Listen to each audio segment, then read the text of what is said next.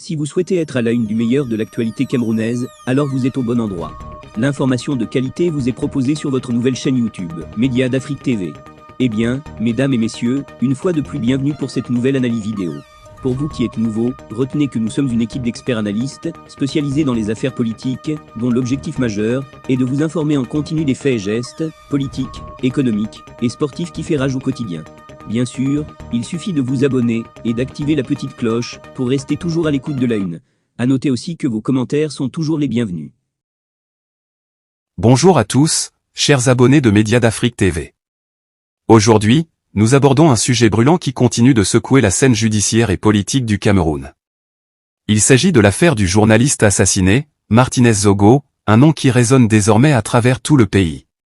Plus particulièrement, nous allons nous concentrer sur les récentes déclarations du commissaire divisionnaire Maxime Eko, ancien patron de la DGRE, qui affirme haut et fort qu'il n'est pas l'assassin de Martinez Zogo. En détention, il se dit prêt à contribuer à la découverte des vrais coupables.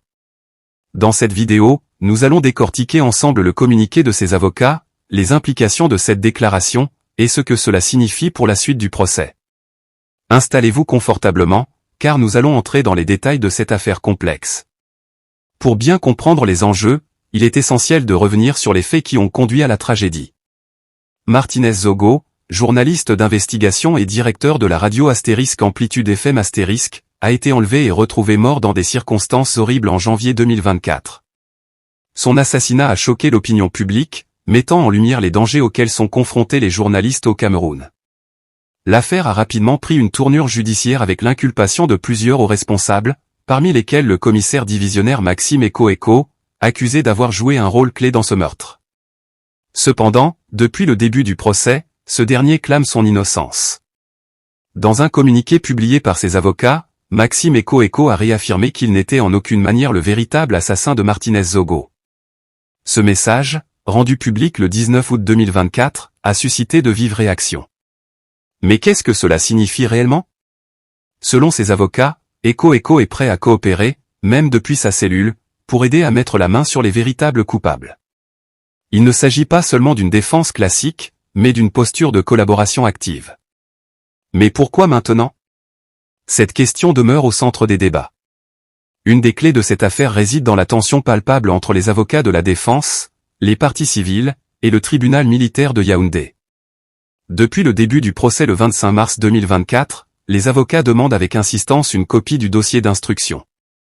Une demande légitime selon la loi camerounaise et les précédents judiciaires. Cependant, le tribunal militaire a systématiquement refusé de leur remettre ces documents. Ce refus a provoqué une levée de boucliers parmi les avocats, qui se sont unis pour contester cette décision. Malgré le rappel devant la cour d'appel du centre, la demande a été rejetée de manière expéditive le 18 juillet 2024. Le refus de remettre les copies du dossier d'instruction soulève de sérieuses questions sur la transparence et l'équité du procès. Les avocats de la défense ont été contraints de saisir la Cour suprême pour obtenir justice. Cette démarche est cruciale, car en matière pénale, le pourvoi en cassation a un effet suspensif, ce qui signifie que toutes les procédures devraient être gelées en attendant la décision de la Cour suprême. Cependant, le tribunal militaire a choisi d'ignorer cet aspect, en fixant la poursuite des débats au 9 septembre 2024. Cette décision pourrait avoir des conséquences profondes sur la suite du procès, et pourrait même être perçue comme une tentative de précipiter les événements sans permettre aux parties de se défendre équitablement. Malgré ces obstacles, Maxime Eko a exprimé sa confiance envers la juridiction militaire. Cela peut sembler paradoxal compte tenu du contexte, mais c'est une stratégie claire de sa défense.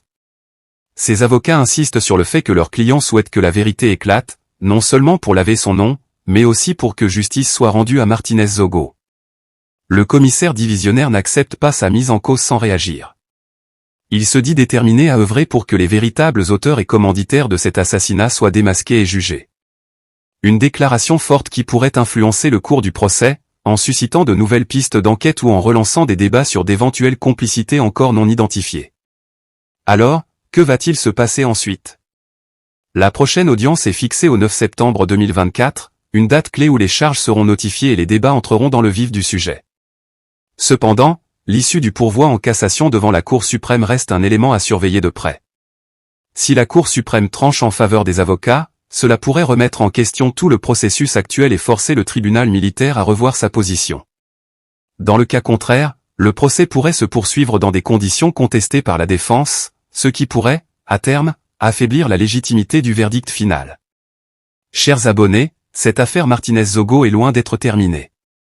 Les récentes déclarations de Maxime Eko ajoutent une nouvelle couche de complexité à un dossier déjà très médiatisé. Le bras de fer entre les avocats et le tribunal militaire, ainsi que les enjeux juridiques entourant la transparence du procès, laissent présager des développements passionnants dans les semaines à venir. Nous vous invitons à rester connectés sur Médias d'Afrique TV pour suivre cette affaire de près.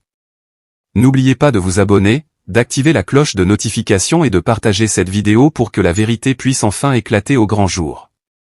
Merci de nous avoir suivis, et à très bientôt pour de nouvelles informations.